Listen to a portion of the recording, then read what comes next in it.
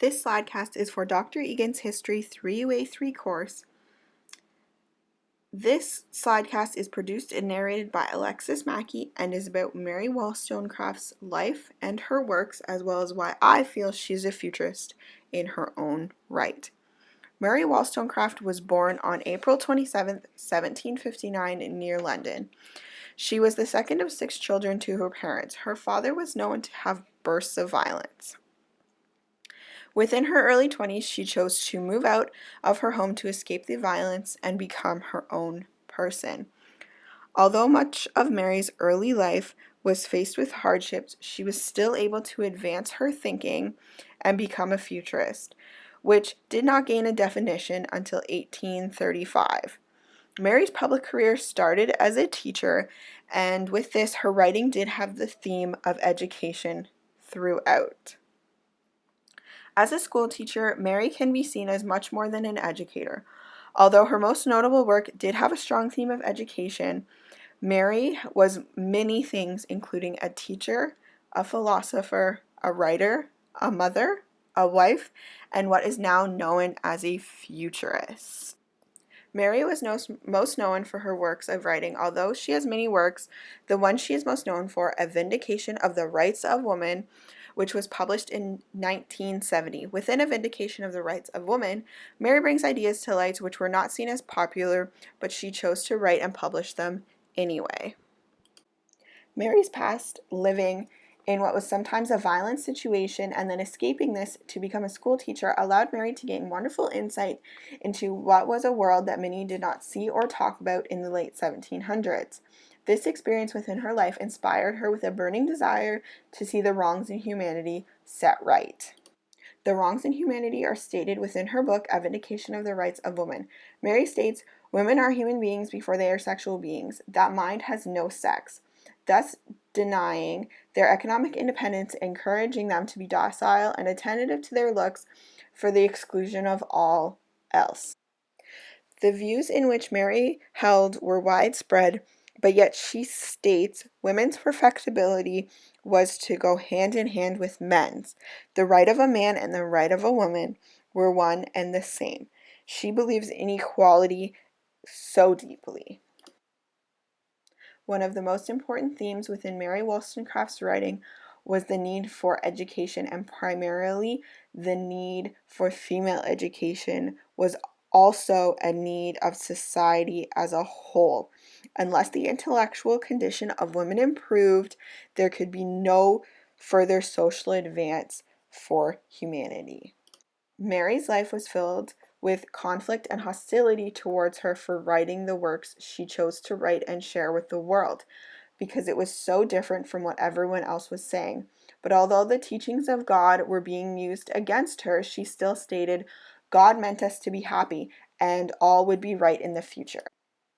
Within A Vindication of Rights of Woman, Mary speaks at great lengths about Jean-Jacques Rousseau, who was a philosopher, writer, and political theorist. He had very different views than Mary did, but his treatise novels did motivate the leaders of the French Revolution, something Mary was very much against. And within her book, A Vindication of the Rights of Woman, Mary expressed her outrage at his opinion of women as total subordinates to men, and his education scheme that would fit females for only such a role. Mary Wollstonecraft was a remarkable thinker for her time. She did have 2 children, one of which was the very notable Mary Shelley, who wrote Frankenstein. Mary was the person who, if she was alive today, would change the world in very dramatic ways. Although Mary did have 2 children, she died 10 short days after giving birth to Mary Shelley in the year 1797. Mary Wollstonecraft lived before the term futurist was coined, but I believe that she was a futurist because of the things in which she wrote and believed in. She advocated for things that were not popular but needed to be changed, such as how women should be viewed in society as well as educated. A futurist is one who sees a problem and comes up with a solution, then waits for it to catch on within society. Mary did just this. She saw the problem that was arising from not educating women and wrote about fixing it. She wrote about how women needed the economic independence from men. This is something that society was not even considering, but yet she was still speaking about. Futurists are, in their own individual way, bettering the whole of society, and this is what Mary did. While seeing a problem in society seems to be an easy idea, it is very hard as the futurist must look past the already existing framework. In Mary Wollstonecraft's case, she must look past the established way of viewing women and their education and see what is a completely new way of viewing both these things would be. When doing this, many may not agree in what is being said, hence the waiting for society to catch up. But in waiting, there might be some hardship from the ones that do not want to see change. This is what happened to Mary, but she did not change her way of thinking and instead chose to stand by her work. This, in turn, is what makes her a great futurist. Although Mary only had such a short life, she had views on the world that changed the way people did eventually imagine the world to be. People even today are reading her works and thinking about the future and what it could hold.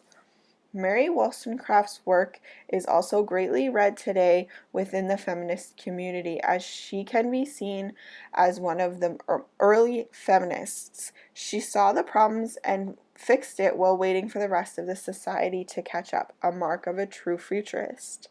This slidecast outlines the life and works of Mary Wollstonecraft.